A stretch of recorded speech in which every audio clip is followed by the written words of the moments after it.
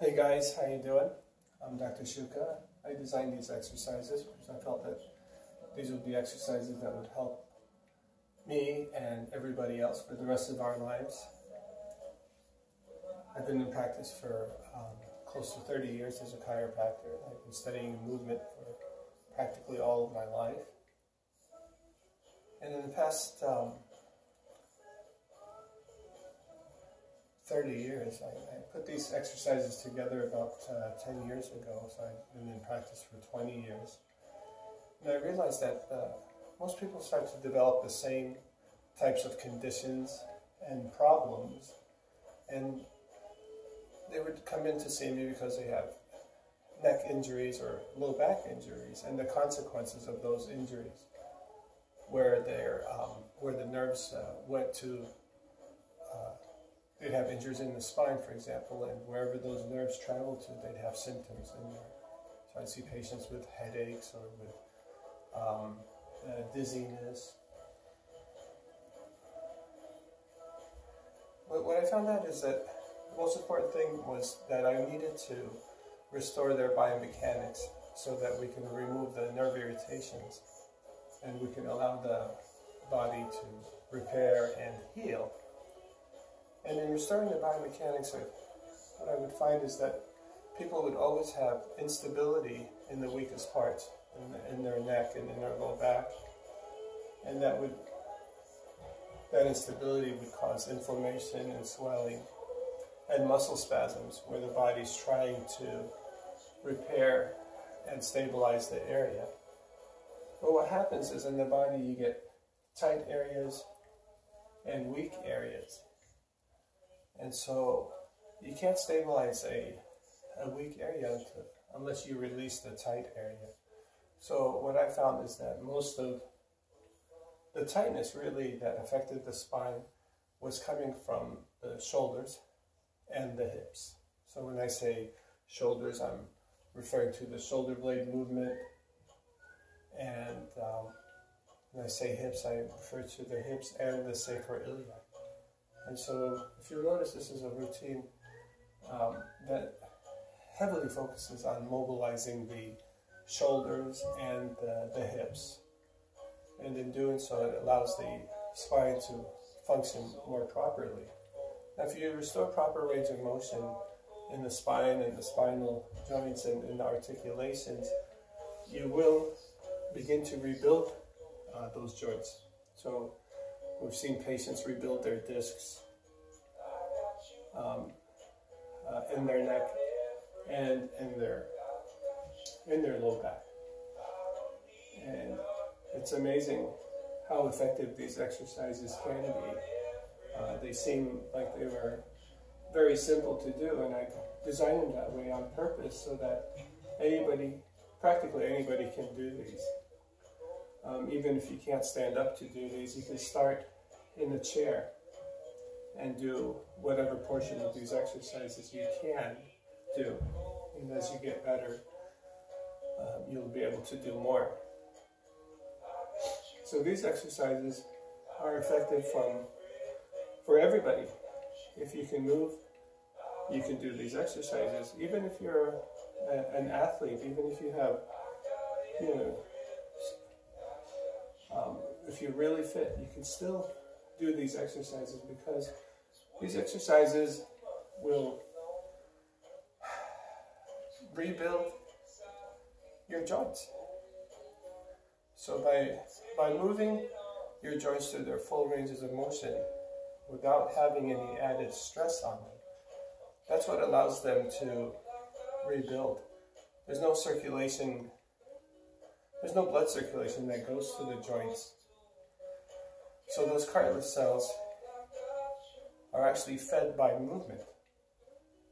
And you have to go through the full ranges of motion.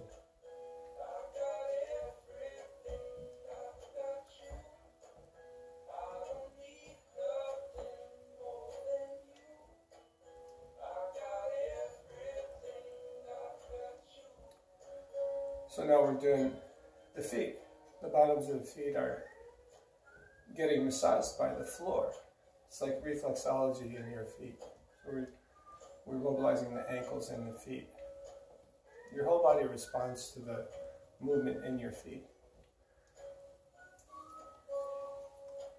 As we move our hands, we're opening and closing them. We're opening up the energy meridians. So these movements will bring energy into your body. Articulating your fingers can help release any tensions that build up in there. A lot of people develop things like carpal tunnel, and some things like trigger finger. And if you keep your fingers mobile and active, you can prevent all of these. Plus you're stimulating all these meridians that go through your body.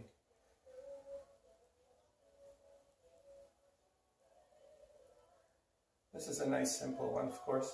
You know, we're articulating the elbows, but if you look closely, the elbows are actually right next to the kidneys. And so embryologically, the elbows started off right next to the kidneys. And so by stimulating the elbow joints, you can help improve the function in the kidneys as well.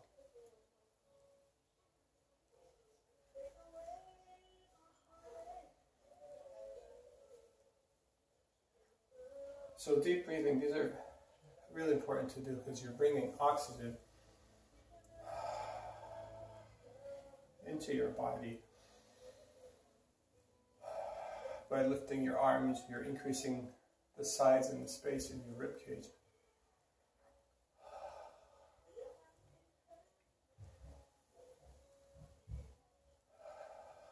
So oxygen enters your body,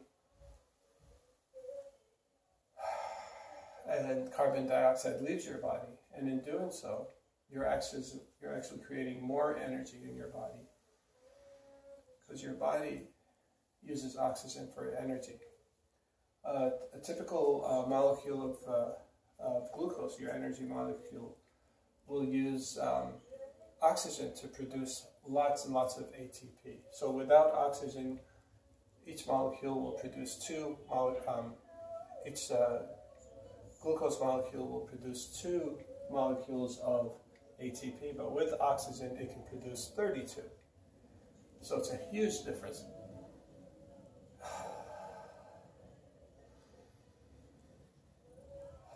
So without oxygen, your body's producing all this lactic acid. It's called anaerobic respiration.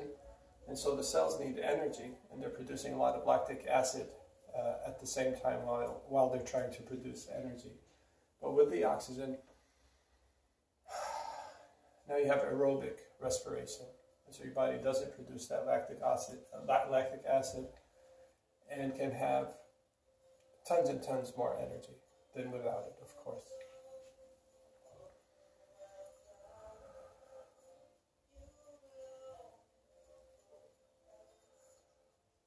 The other thing is, when you're breathing, you're getting rid of the carbon dioxide. If you put carbon dioxide in a liquid, it makes it acidic. And so if you're able to get rid of carbon dioxide from the body, your body's naturally becoming more alkaline. And so that's the key to being more alkaline, is breathing properly.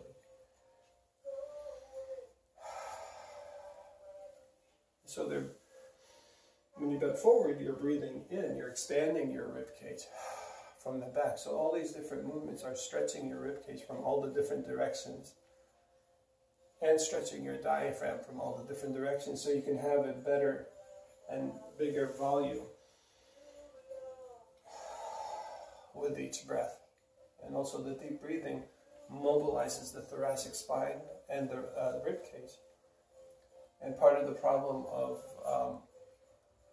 that I was talking about earlier is that we have areas of increased tightness and areas of increased mobility. And so what happens is we tend to be tight in our rib cage and our thoracic spine, and we want to mobilize those.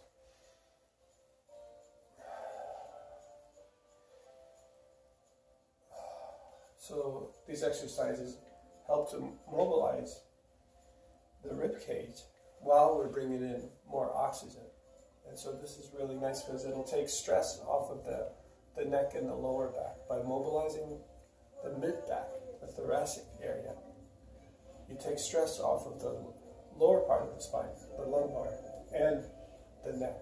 And that taking the stress off of those areas will actually allow the discs in the joints to repair and rebuild.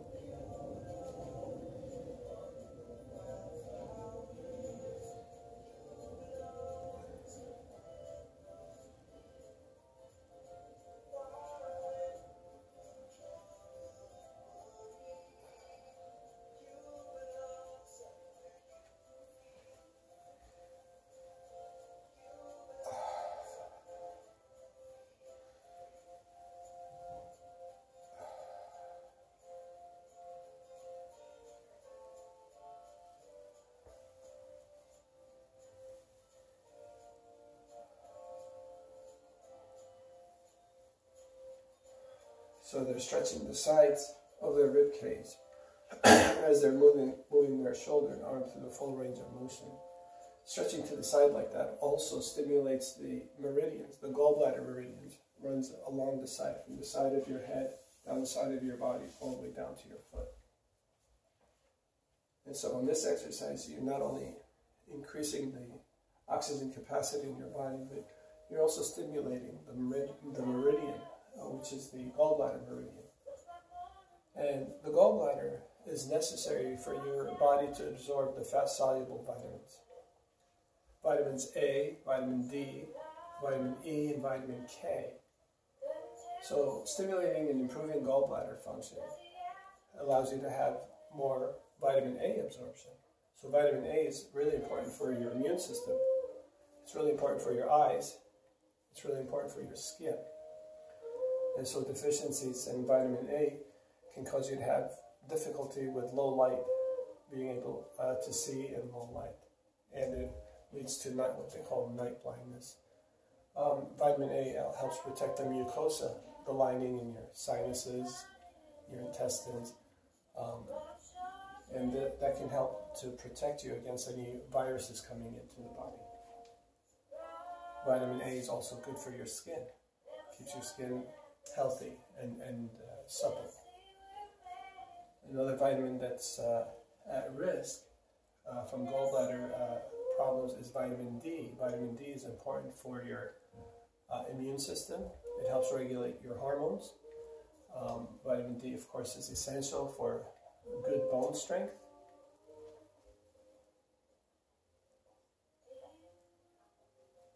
And the next vitamin is vitamin E. Remember, these are all fat-soluble vitamins, so you have to have a good gallbladder to be able to absorb the fat-soluble vitamins. And vitamin E is important for your cardiovascular function, for your heart. It's an important antioxidant. It's important for your skin and your vitality. And the next vitamin is called vitamin K. Vitamin K is important for your blood coagulation. Vitamin K has two factors, K1 and K2. K1 is for blood coagulation, and K2 is for, it helps regulate where your body deposits the calcium. So if you're deficient in K2, you can start developing plaque deposits in your arteries, and K2 helps to mitigate that. So it must have some kind of a healing or reparative aspect to the lining of your blood vessels. So you should do these exercises as much as you can and follow the video as much as you can. If you get a sharp pain, just minimize your movement. So in other words, like if you're moving your neck and you're getting a sharp pain, just decrease your range of motion until your body works through it. And so these movements should not be difficult to do. And you should not get any sharp pains from them.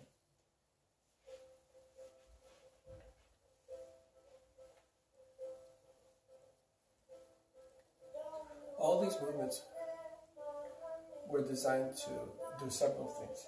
One is, of course, we want to lubricate and rebuild all our joints. But also we want to coordinate the muscles. So the muscles get coordinated with this gentle movement.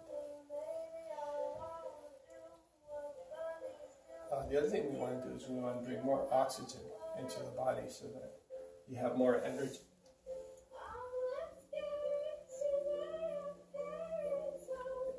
And you want to get rid of the carbon dioxide. So you want to get rid of the acid buildup in the body. So by bringing in more oxygen and moving in all these different directions, you're opening up all the energy pathways in the body. You're opening up all the meridians in the body. And the meridians are a part of your lymphatic system. So your whole body, all your cells in your body are swimming in this fluid. And that's how the nutrients are able to reach to the cells. And that's the way, it's through these fluids that your cells are able to get rid of the toxins. They're all collected and then you're able to get rid of them. So the fluids travel through these pathways, these channels.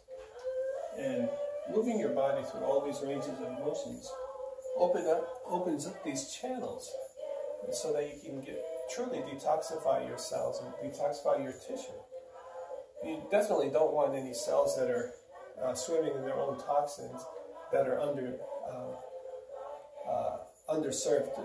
They don't have the nutrients. So if you starve the cells and you have them swimming in their own toxins, they're going to get sick.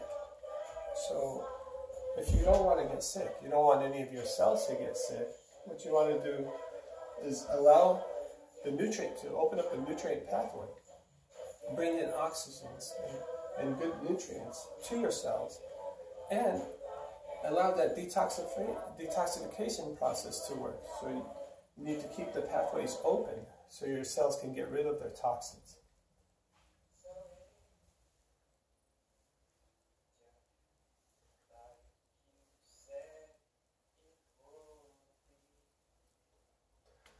Now you'll see also shortly, a lot of these exercises will start to challenge your balance.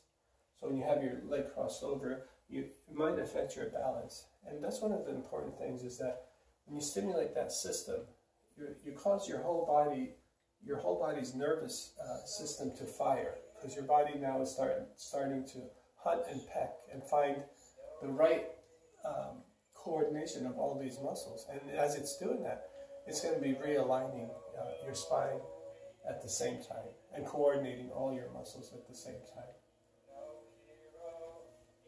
So this is a movement that opens up the stomach and spleen meridians as well as the kidney meridians. And so you have in the front of your leg you have the spleen and stomach meridians, and then on the inside, the front area, you have the kidney meridians. And then by bending backwards like that, you stimulate those movements. So I hope you enjoyed my explanation of this part of the video. If you have any questions, please let me know. I will be posting about the next part of the video, but you're more than welcome to get on my website and follow along with these videos. My website is at ChiroActiveTherapy.com, and we have a tab for the exercise area, and just click on that and then you'll be able to access these videos. Good luck and keep me posted.